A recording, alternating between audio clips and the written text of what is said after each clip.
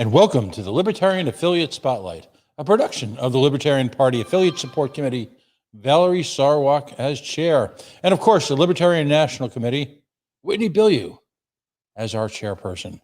As always, John Gamso is working hard on the big board to bring you the graphics, the infotainment, the information, those crazy maps. I'm your host, Pat Ford. Joining us tonight is an alumni of LPTV and has a pretty interesting, unique distinction. Of course, I'm talking about Will Hyman. He is the state chair of the Libertarian Party of West Virginia. Will, welcome back to LPTV. Thanks, Pat. I appreciate the invitation. Now, before we get into all this West Virginia stuff and talking about the great state of West Virginia, the last time we talked, you were on Candidate's Corner, and you were about to enter a recount. Give us a little backstory there and tell us what happened. Yeah, back on June 1st, I won a municipal election here in the city of Clarksburg, and after the canvassing, one of the candidates in the election decided he didn't like the results of the election and decided to pay for a recount. And I can't remember exactly what day it was, maybe the 15th, maybe they went to the recount, and I ended up increasing my lead up to, I think, 37 votes in total, and I won the election. So it was a nail biter, but I made through it. Excellent. Well, congratulations on that. And I don't want to diminish that. That's an outstanding accomplishment. It's something you've worked long and hard on. And again, we've got a number, and again, running for office is not for everyone. And there are state chairs who choose to work and operate, if you will, in the background of some great candidacies. And then there are chairs who are able to go out there and jump out and, well, in this case, win. How's it been serving? I mean, have you formally been sworn in? What's transpired so far? Any adventures? And remember, we don't use the term governing on LPTV. We use the term stewardship. So how has your stewardship been so far? Well, it started off interesting. I guess we have an issue with some water issues with some lead.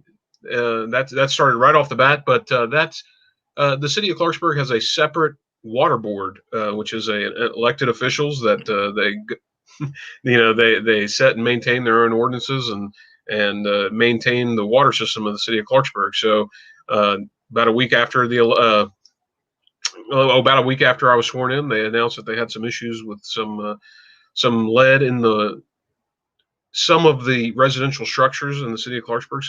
I guess some kids had tested positive for elevated levels of lead in their body. So right now they're doing a whole process where they're trying to test the entire city, which is about 7,900 different residences, and we're going to go from there. But we've had some conference sessions. We've worked out some stuff. We're trying to make it Clarksburg a desirable place to live and do business, and by doing that, we're going to hopefully restructure our zoning to allow for businesses to come in and not be handcuffed to the zoning board and other entities that are stifling growth here in our city. We're trying to reverse that. So that's some of the big news we're battling here in the city of Clarksburg.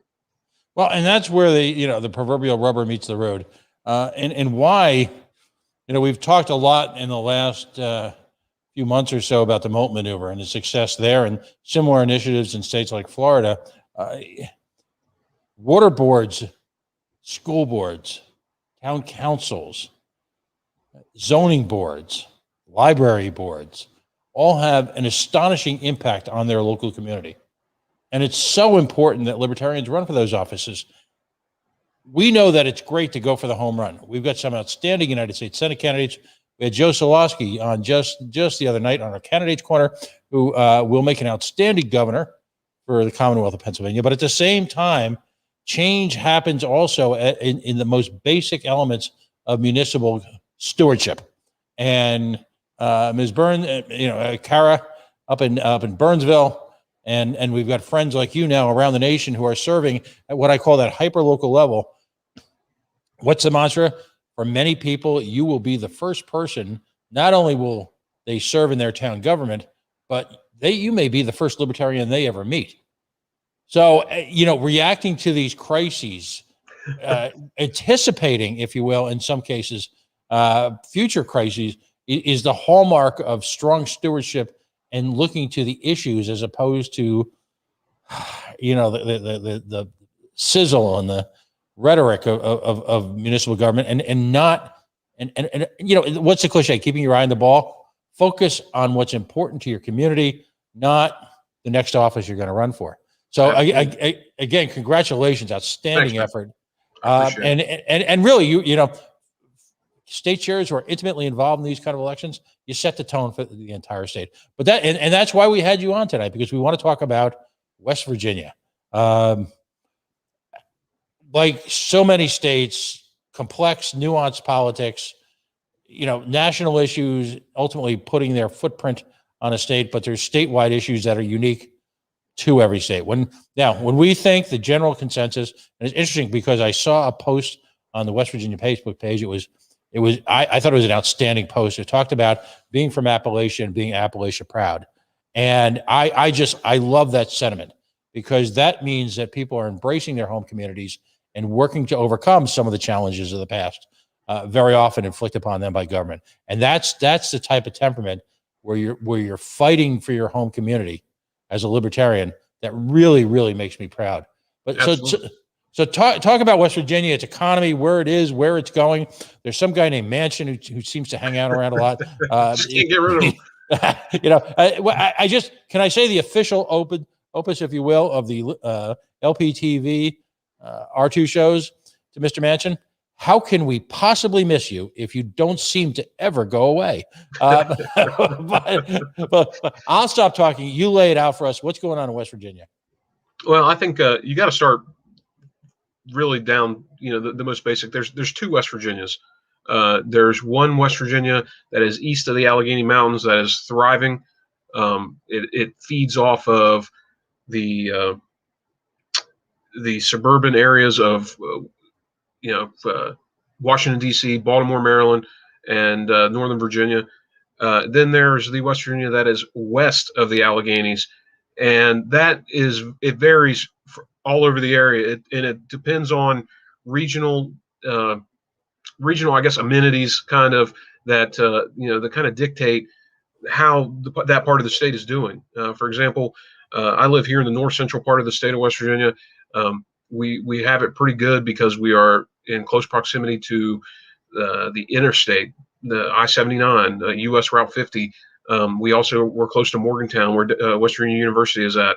Then you travel 2 to 3 hours, or even sometimes 20 to 30 minutes, depending, and you're in a different West Virginia where it's very rural. You have swaths of old city blocks that are abandoned buildings, abandoned homes. I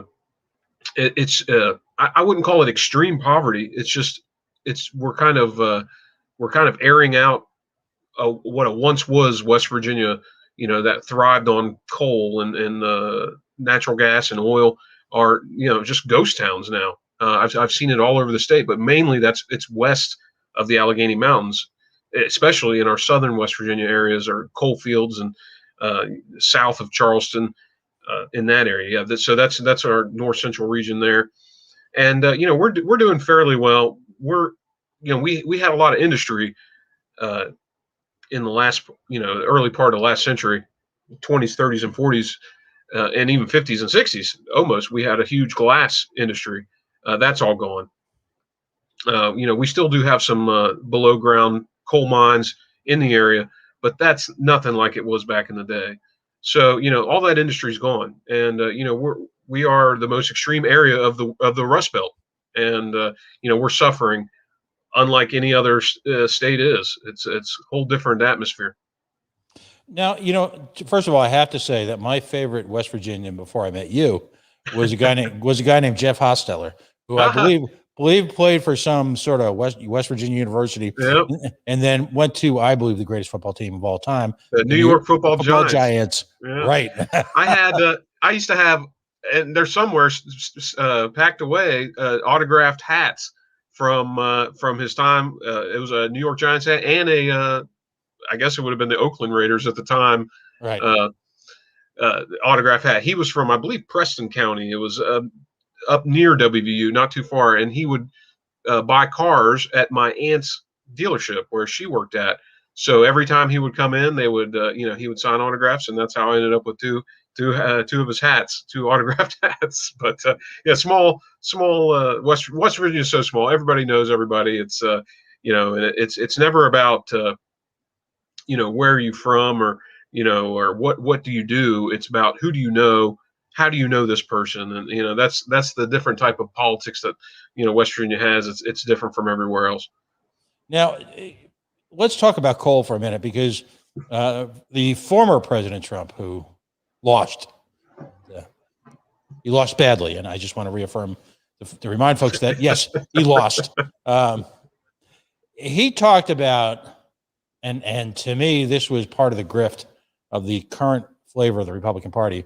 I think rather cruelly, he went to the people in West Virginia and said that he was going to, if you will, give birth back to what he called the clean coal industry, while simultaneously inflicting tariffs that famously closed a handful of factories in West Virginia, including, I believe, a factory that made nails, of all things, but a wonderfully important product. So, what is there from your perspective? And I know this is probably a controversial subject, but is coal ever set for a return to anywhere near its past glories? I don't necessarily think so. I guess anything is possible. I think it would.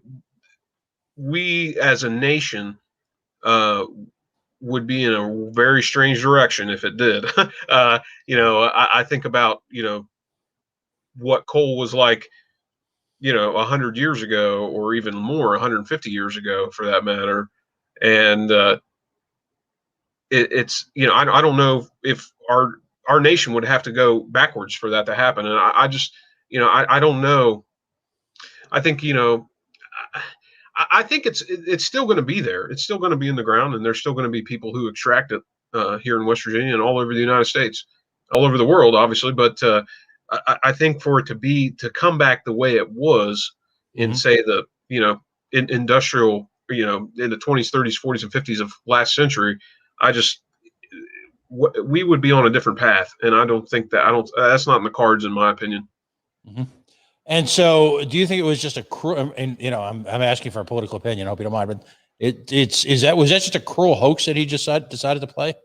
Yeah, I think so. I mean, I'm not a huge fan of the former president, but at the same time, I think a lot of people hear that message, and just like every other president in the past, whether it was Obama or Bush, they have a shtick where they, people fall for it, and they direct it at these people because they know they're gonna, they're gonna eat it up, and the people in our southern part of the state, that's what they've known, and that's what they've known forever. And when somebody tells them that they're going to bring that back, it's easy to believe, and especially when you have the, I guess, the charisma or whatever Trump had as a I guess entertainer and businessman. Yeah, people bought that up. I mean, it's that simple. I think, like I said, when that's all you know, and that's what your family has known for decades, when somebody says, "Well, we're going to bring it back," you fall for it. I mean, it's you believe it until it doesn't come true. That's right. I think that's just part of being human. The reason why, by the way, I bring up these kind of conversations, it's beyond cliche to understand that each state has got its own personality, its own ecosystem, its own environment, its own industry, its own financial structure. But these are the type of issues that impact you both as a candidate and in terms of our framework of our conversation tonight as a state chair, because this is the milieu, the ecosystem, as I like to say, that you have to operate within and contend with in terms of taking a grassroots national movement like the Libertarian Party and bringing it to that next level where you, like yourself and others, get elected. And again, as we are a political party, our role, our job, our position in life is to elect people.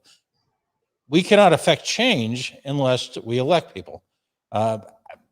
Pretty simple, but within our libertarian world, it's something that's open for great debate. Now, one thing that libertarians in West Virginia have to contend with is something in common with libertarians in Rhode Island, is that you've got these larger than life characters, and I'll use that term intentionally, who have taken these federal roles into lifetime style roles. Now, in the case of Rhode Island right now, we've got a gentleman by the name of Jack Reed, West Point grad, and most would argue at this point that he's more powerful in the defense sector than the Secretary of Defense, which is why he never takes the job.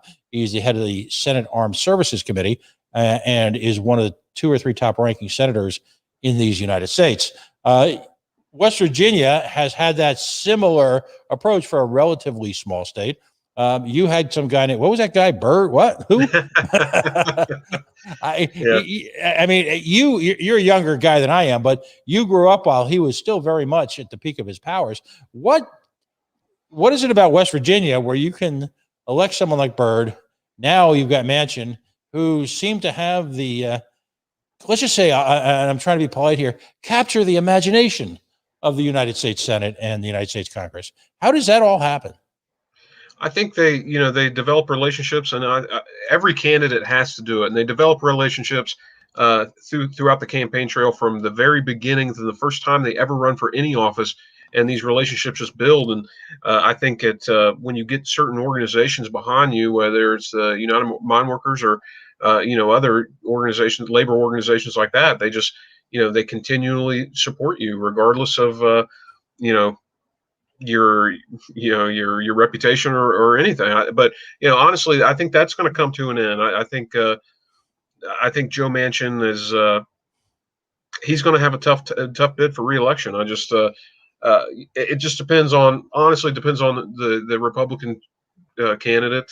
I think, but I think it's just not going to work out for him being a Democrat. I think something's going to have to give. Does the term "too cute by half" come to mind? Has he sort of danced along that the edge of the cliff for too long? And how do people? And I'm always curious about this, and something that you're on the razor's edge on, if you will.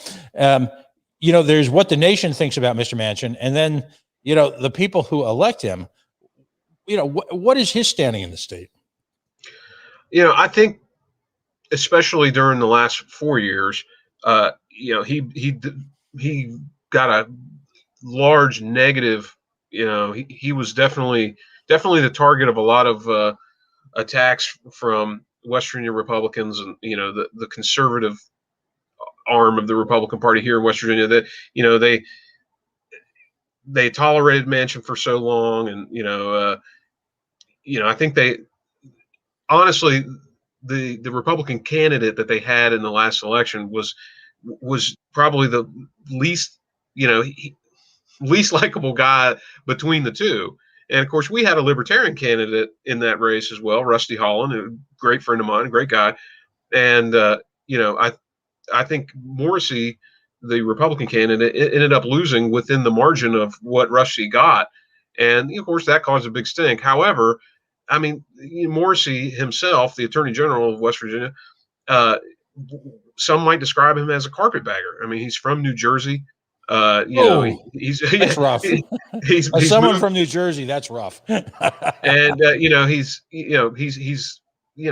just not Joe Manchin. And I think but I don't know if being Joe Manchin is going to be enough this next time around. I just the Republican Party obviously is surging. It's still surging in West Virginia, although our Secretary of State is removing thousands of people off our voters' rolls, to kind of get back into the population of the state. We had more.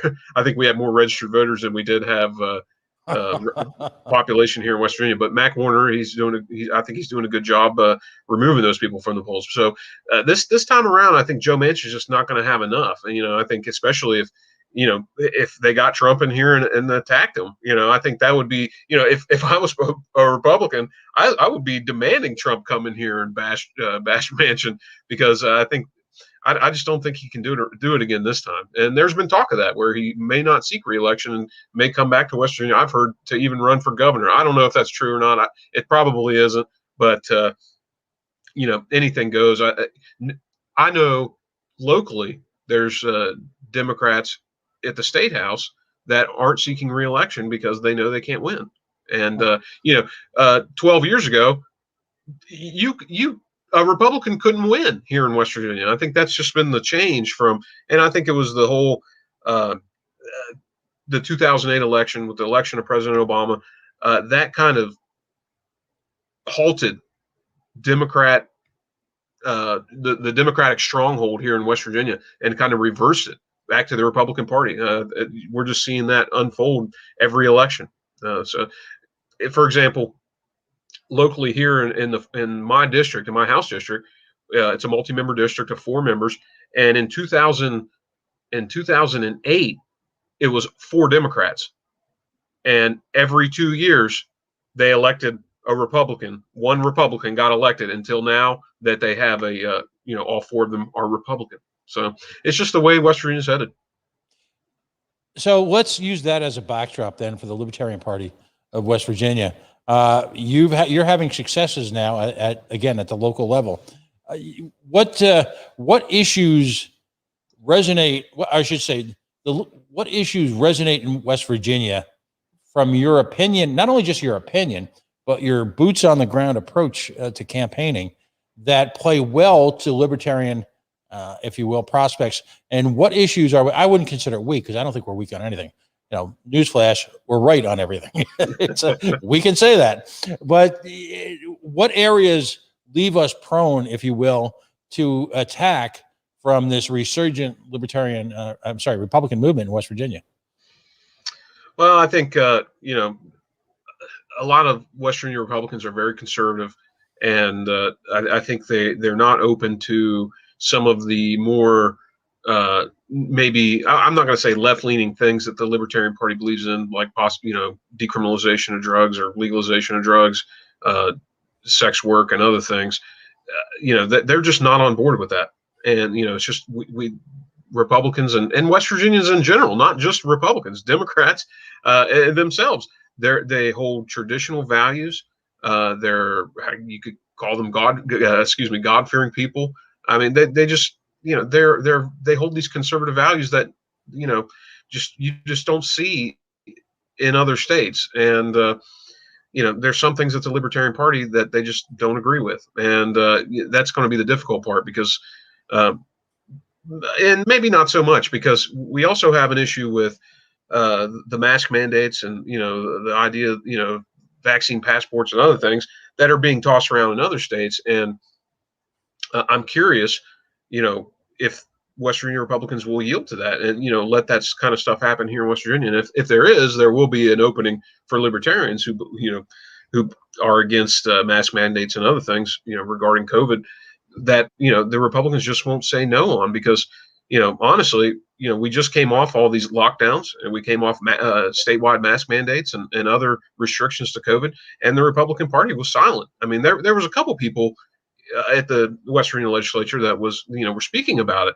but when, like you said, the rubber meets the road, there was nobody trying to stop the mandates. There was nobody trying to quell discussion of vaccine passports. Thankfully, that never happened. But it's just they talk a big game when it comes to liberty, but they don't follow through for it. And especially when their party controls the legislature, it's just they sit back and they do good things to promote growth, but they attack stuff that I don't believe the Libertarian Party really focuses on. And that's going to be the issue, because these people are so conservative that they're just not going to accept some libertarian things. Right. Now, in terms of big government, there, if you discuss West Virginia 10 or 15 years ago, you were replete with stories about the Byrd Memorial Park, the Byrd Memorial Highway, the Byrd Memorial tire plant, the Byrd Memorial. The man had his fingers, his hands on everything. He was the possibly the last of a generation in terms of the consummate machine, old school politician. Really one of the last of a generation. And of course, it was ironic that he and Teddy Kennedy were great friends. What is the approach now to economics, if you will, and economic development in West Virginia And how does that bode? How does that work with a libertarian free market view? Well, in the most recent legislative session, they had an idea. They were floating an idea to eliminate the income tax here in West Virginia, which obviously I think all libertarians are on board with doing. However, they tried just the wrong approach when the idea was to basically remove the income tax in increments and replacing it on the back of other taxes, on like tobacco and soda and craft beer and wine, and it was just the wrong way to do it. Nobody wants to pay taxes, obviously, but by moving it, to the sales taxes and other things, which I don't mind paying a higher sales tax if I'm not paying on that income tax. But when you're, I think they were saying how the craft, they were like this craft beer tax that they were trying to would have. I think it was 431% on the barrel of beer. It's like, it's just the wrong way to do it. Right. The craft beer industry here in West Virginia is relatively new. I mean, it's only been around for like the last 10 years, because of laws in our legislature that didn't allow us for certain things. And we're just opening this market, and now they wanted to reverse it by jacking up taxes on it. And they ended up going against. That was the only thing they went against the governor on, was this removal of the income tax. So hopefully they revisit that, and try to make it as pro liberty as possible, and not move make it a shell game of taxes. Well, and the craft beer industry, by the way, has always been fascinating to me, because in many states it was a tale of success, if you will, of economic growth, and much vaunted by local salons and the wise men of big government, until someone pointed out that the irony there was that the success of craft beer, the sudden success, was a testament to the failure of government long term. Yeah. And then all of a sudden they kept it going, because it was usually connected types that got the first license. Well, going back to that, I was attending these meetings. They were the local GOP, Harrison County GOP was hosting these events at a local bar. And they would invite different members of the legislature and different members of the community in to speak. And honestly, it was very liberty minded. And they brought a delegate in who is no longer a member of the House of Delegates, but we were talking about all this this great things that were happening. And she says, I don't know if I like lifting the restrictions on this, because we don't want to. Basically, she was afraid of West Virginia inviting liberals and other people into the state because of relaxed restrictions on the selling of alcohol and the brewing of alcohol. And I'm thinking to myself, really, is this the Republican Party? I mean, this is sad. And it's just, I'm glad. Honestly, she is a great lady. But I'm glad she's not making those decisions anymore, because that's just that's just something I can't get behind. Right. I mean, and that is going to be the battleground between, for the hearts and souls of quote unquote liberty people, between the Libertarian Party and the Republican Party, because we not only denounce social conservatism with respect to how it's reflected in so many parts of the Republican Party. We don't only denounce it, we step on it, we stomp on it, we crush it, because we simply see what liberty is supposed to be, not some doled out doses of liberty from individual legislators who deem it appropriate for us to consume.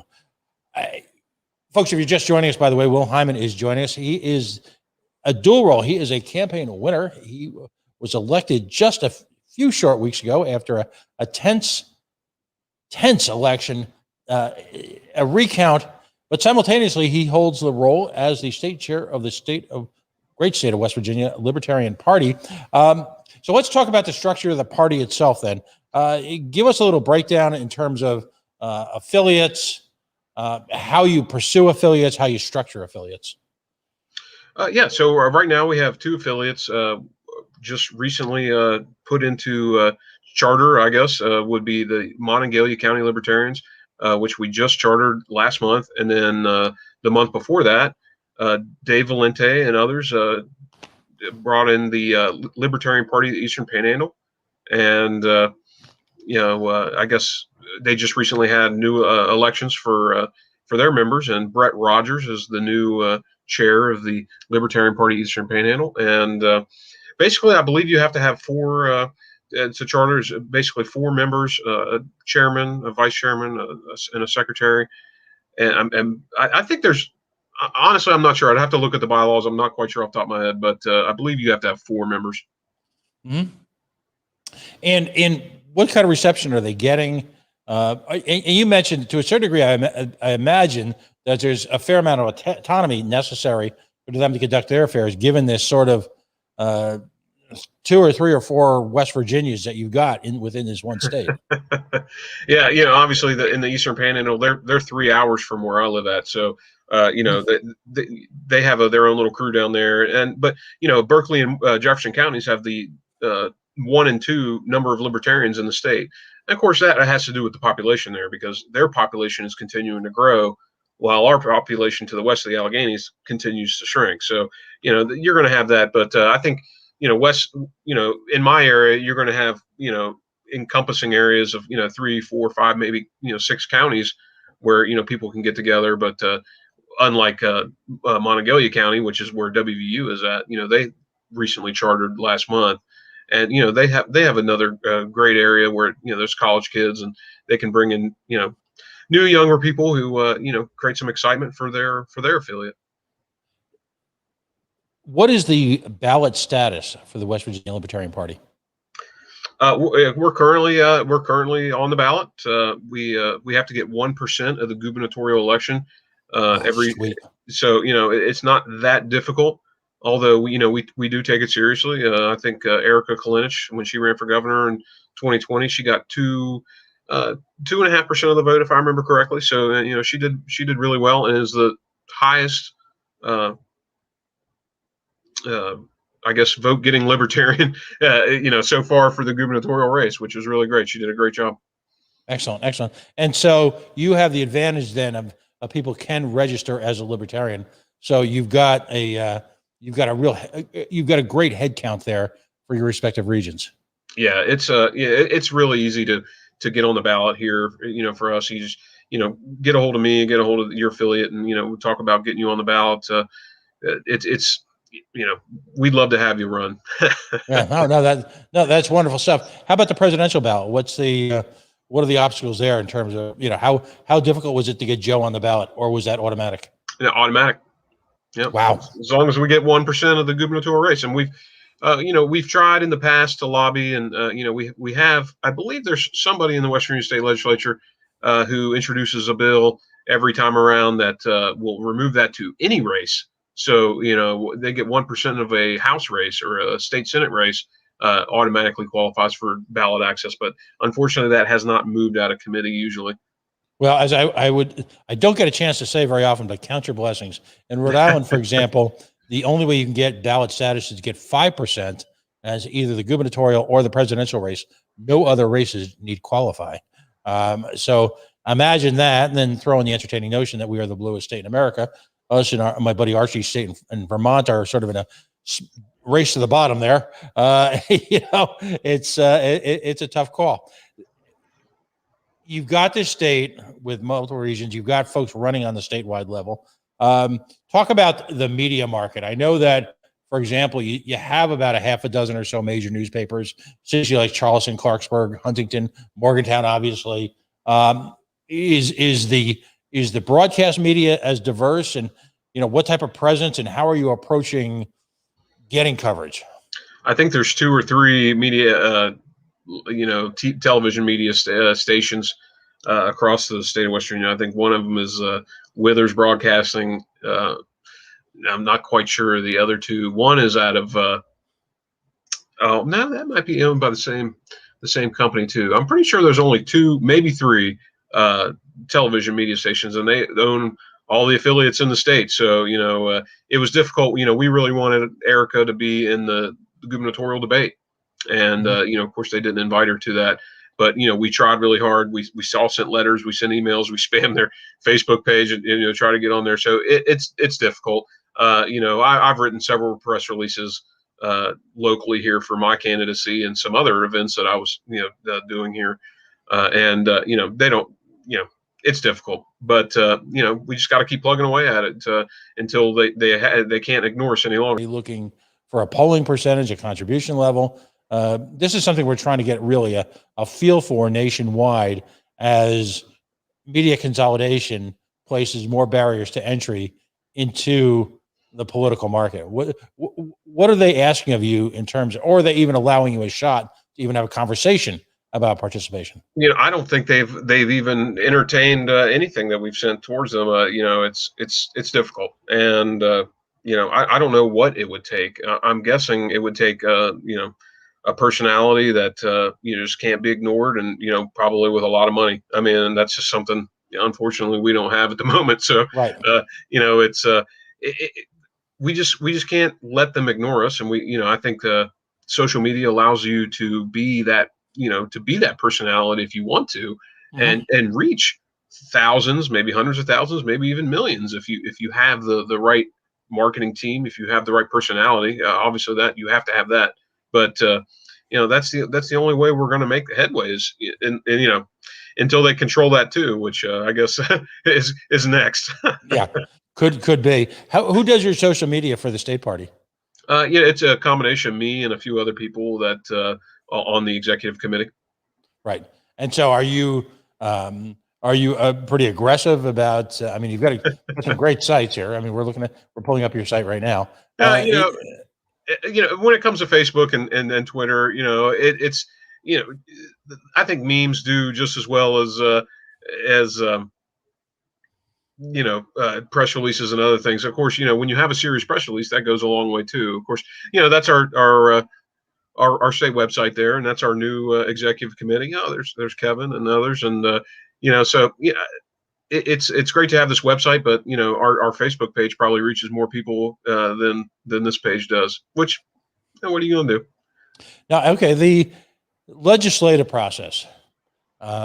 You're getting folks into town councils, so you folks are mastering firsthand, if you will, the notion of ordinances, which is sort of like the freshman level equivalent to state legislation. Sure. Do you have folks going up to your state capitol? Is there an active presence? Have you been able to muster any level of protest or presence? I think Mr. Valente, Dave Valente, former chair, he's been down there to lobby for some of the ballot access bills that we've tried to get in there. And of course, we're connected. We connected with the Western Citizens Defense League and others, in a support role more so to lobby for Second Amendment rights and other things. But as far as our party itself going down there in any type of mass gathering is hasn't really happened yet. But we might look into that here coming in the next. Of course, last session we couldn't go, so hopefully they'll let us in there this time. Right. No, and I understand that. And what some states are doing, and I would just throw this out to you, is rather than, and again, we get the media issue. In fact, I'm going to be discussing that in Pennsylvania, an event being run by Liz Terwilliger of the Pennsylvania Party, creating your own media, literally working to set up, if you will, a voice for the Libertarian Party that handles itself like a media source. And I'll just sort of throw that out there. A good idea. Key issues, education. What type of, it's tough on a state by state basis. We'd all love to see states like Arizona who have educational scholarship accounts. We'd all love to see vouchers. What's going on with West Virginia and that, and have you been able to have any impact on that? Well, as far as the Libertarian Party, no, but the school choice is a huge discussion piece right now, and of course, a lot of that got passed in the last legislative session. Of course, it was kind of weak. Everything that did get passed was watered down. The state controls how many charter schools can be active, and it's of course with everything that usually when everything that happens in the state government is, it sounds really great until you get down into it, and it's like, wow, this isn't really that great. So I'm sure that I give them credit. That they have done some good things. The Republicans have done some good things in West Virginia as far as school choice, and again trying to work out this income tax issue and lowering taxes, making West Virginia a business friendly state, but we have to do more, and I think that's where the Libertarian Party of West Virginia can do that. We just gotta make ourselves viable. I think that's what it comes down to. Right. Understood. Understood. Fundraising. Do you have a dedicated group of that, or is that just sort of done under a team approach? Not, yeah. It's more of a, somebody's running for office. Hey, let's kick them some money that way. It's we don't really have a dedicated group for fundraising here, at the state level. So again, these state level races for House and state Senate and governor and other races like that, it's just I hate to say they're impossible at this point, but it's until we can compete, we're just we're treading water really. I think when I ran for House of Delegates in 2018, I raised nearly $3,000. I think, which went a long way. It bought me signs, bought me made myself an official candidate. So we just got to do better, and I think finding the right race. I think that's the whole thing. You got to find a race where we can win at the state level, and and we're gonna when we sit down for our convention in 2022, we're gonna try to find that race. I'm thinking that there's going to be a lot of uh, races where there's only a Republican candidate in that race, and if we can find that right race to stick a Libertarian and find that right candidate to stick in there, maybe we can make a play for something like that. And maybe we can focus on fundraising for that specific race, getting that guy or girl, several $1,000s, upwards of, $10,000 to $15,000. If we can do that, we might be able to win a race. And I think we just got to pick and choose our battles. I think that's the key.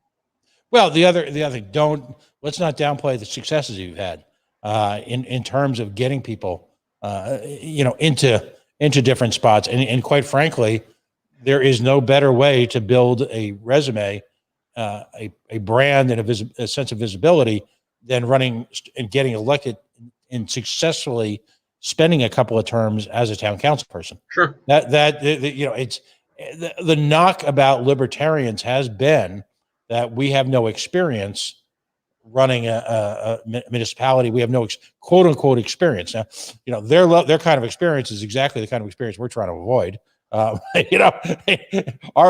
looks good on our resume as libertarians is a little bit different than what the duopoly wants. If you can, in their minds, if you can develop a multi-million-dollar program with no end in sight and no oversight and no if you will, standard success, that's their idea of a good time.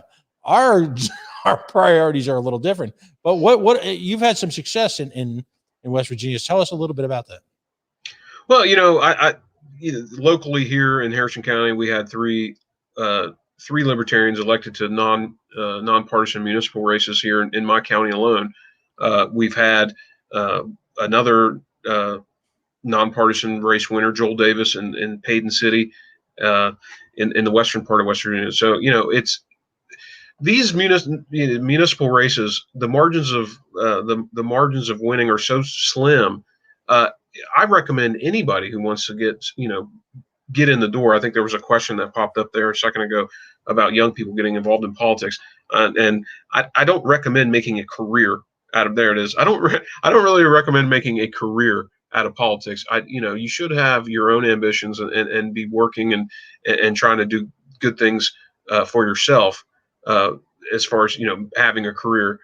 But if you want to get involved in politics and you want to run for office, then there's no better way to do it than these small races we talked about earlier in the video in the program here. In my race, I won out of 4 spots. I won 4th place with 522 votes. I mean, it's really that slim, 522 votes. So it's when you look at a county-wide race for a state level position for House of Delegates or state Senate, those races, thousands of votes. I mean, you have thousands.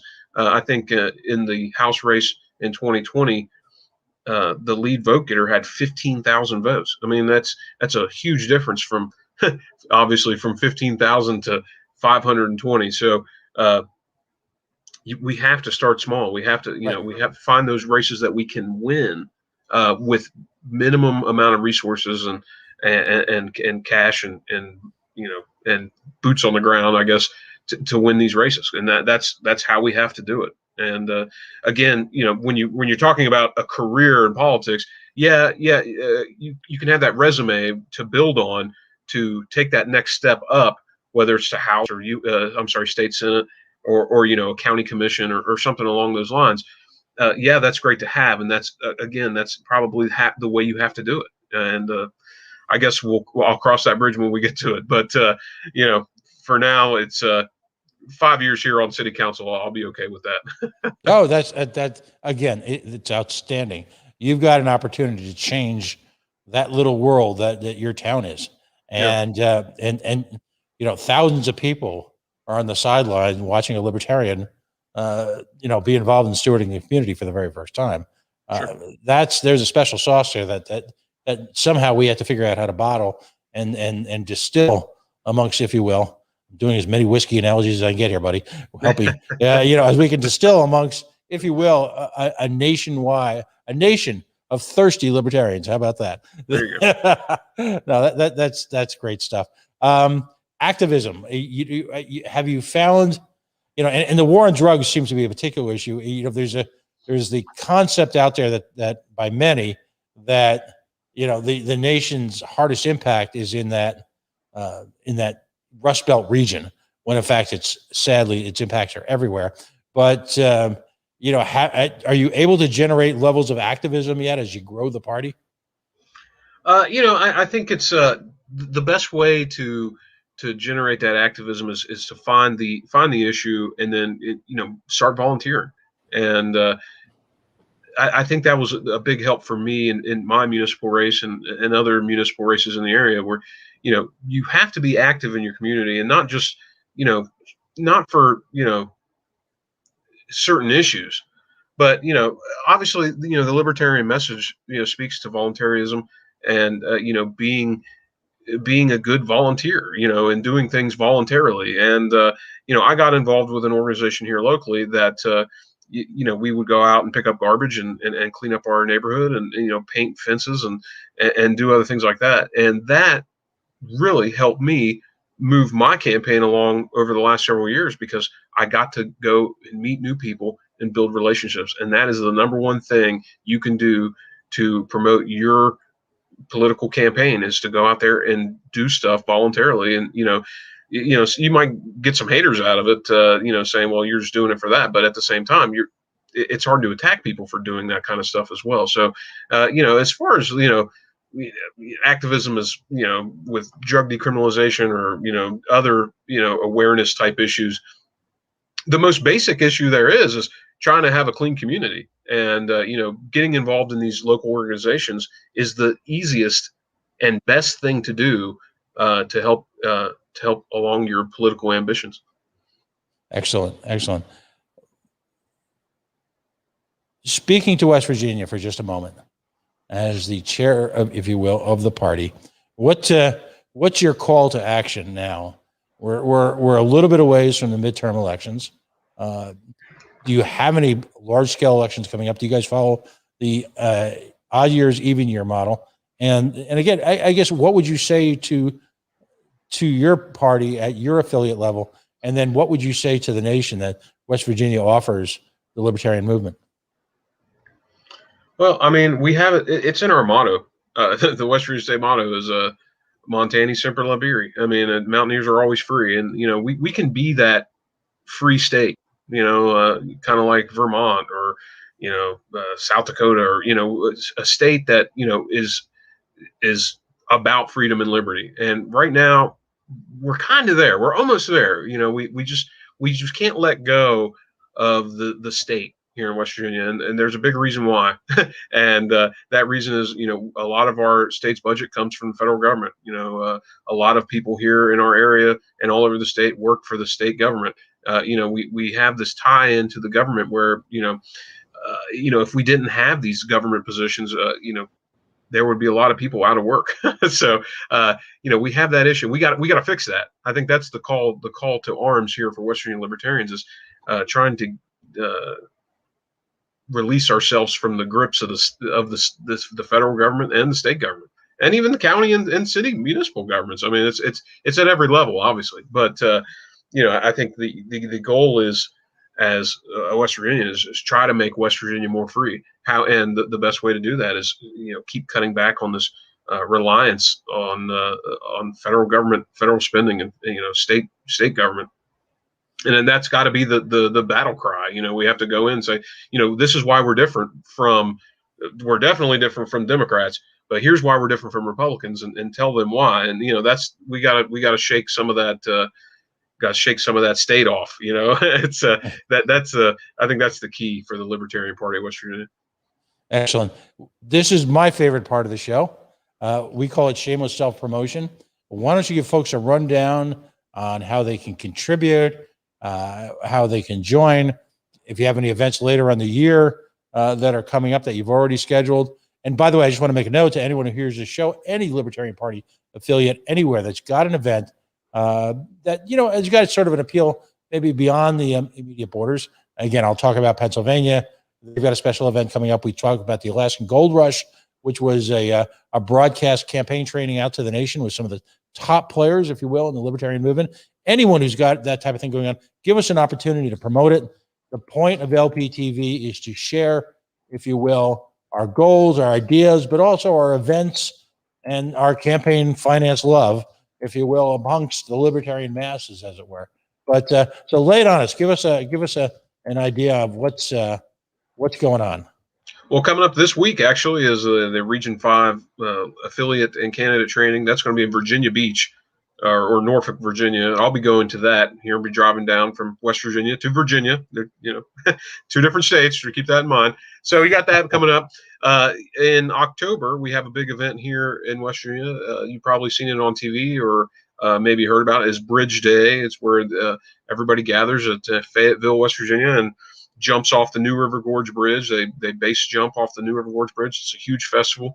The Libertarian Party of West Virginia will be there. We'll have a booth set up with some with the political quiz and giving away swag and going out and meeting West Virginia libertarians. Hopefully we can. It seems like it's a popular event in the past. I personally have never been to one yet, but all the executive committee members who have been there in the past and others have told me it's a great event. So I believe that's October 16th, and that's in Fayetteville, West Virginia. Bridge Day. So typically they broadcast it live on TV. You might see it on the news, people jumping off the bridge, parachutes. So that should be a pretty big event. Looking forward into next year, we have our state convention, which is March 12th, 2022. That'll be somewhere in Berkeley County, West Virginia, or possibly Jefferson County. It will be in the Eastern Panhandle, and it'll be hosted by our affiliate, Libertarian Party of the Eastern Panhandle. Excellent. And websites, talk to us. Where can folks find you guys on the web? Well, our Facebook, our website page is lpwv.org. You guys were showing that earlier. It is our state page. We also have a Facebook page, Libertarian Party of West Virginia, where we share silly stuff and talk about other happenings here in the state. We also have a Facebook group, Libertarian Party of West Virginia, where we have almost 600 members. And, that's where we kind of have a discussion between our members about things that are happening in the state and other libertarian things that are happening. Excellent. Well, listen, again, thanks for joining us tonight. We really appreciate the opportunity. Hey, no problem. I'm glad I could make it. No, and again, keep us in touch. You've got a lot of great stuff going on there. We need to create, if you will, a feeling of there's a national unity that's been growing organically, despite some of the nonsense and the craziness that goes on. That happens in political parties and under the microscope of social media. It seems like it takes on a life of its own, when in reality, what we need to be paying attention to is the libertarian activity that's taking place in the actual ballot box where people are voting, taking place at community events like the ones you described with your crazy bridge jumping. And it's the meetings and the meetups and the campaigning and the petitioning, even if you people only got to get 1%. It's going to take me a while to get over that. All of that is the true spirit of the libertarian movement. What happens at a town council meeting when all of a sudden a libertarian town councilor intent is actually starting to remove, if you will, town ordinances and the hijinks that ensue, right? So it's this is the spirit of the party that people need to obsess with. And again, first Absolutely. of all, congratulations on getting past that, getting the extra votes and actually growing your vote total. Thanks. And for everything you do for the party and your team. It's just wonderful to see. I appreciate it, Pat. Thanks for having me on again. Absolutely. Folks, Friday night, this week on Candidates Corner, Natalie Bruno is going to be joining us. She is running to be the governor of the great state of Oklahoma. And so that's going to be at Friday night, 9 o'clock Eastern time here on LPTV. You can watch it at the LPTV Facebook page. Of course, you can go to the Libertarian Party Facebook page and the Libertarian Party YouTube page, where it all plays in real time. You know, again, there's a great opportunity there in Oklahoma to make a whole lot of noise. And folks from around the nation need to get behind her candidacy, just like Joe Solosky's, just like, if you will, Steve Sheets in Pennsylvania. There's too many to mention. But we'll continue to stress here that there's a home for everyone in this party. And that home is the candidacies of folks who are already gearing up for 2022, and in some cases already starting to gear up for 2024. Folks, you've been listening and watching the Libertarian Affiliate Spotlight, a production of the Libertarian Party Affiliate Support Committee, Valerie Sarwak as chair. And of course, the Libertarian National Committee, Whitney Bilyeu, our national chair. As always, a big thanks to John Gapso on the big board. He's the one who puts up the graphics and the fun questions and the crazy maps of if you will, of congressional districts that, you know, look more like a Rorschach test. He's the guy who makes this show interesting and visual. Folks, I'm your host, Pat Ford. It is a singular honor to participate in this and Friday evening show. If you'd like to join us on the air, we're always interested in candidates and affiliate chairs joining us. Just reach out to me through the LPT page. I'm everywhere on social media. You can't miss me. Again, how can you miss me if I won't go away? Folks, have a wonderful, safe week. Incredible opportunities are out there for you to be a fundamental part of bringing freedom to yourself, your family, your community, and to your nation. Let's get involved. Have a wonderful week.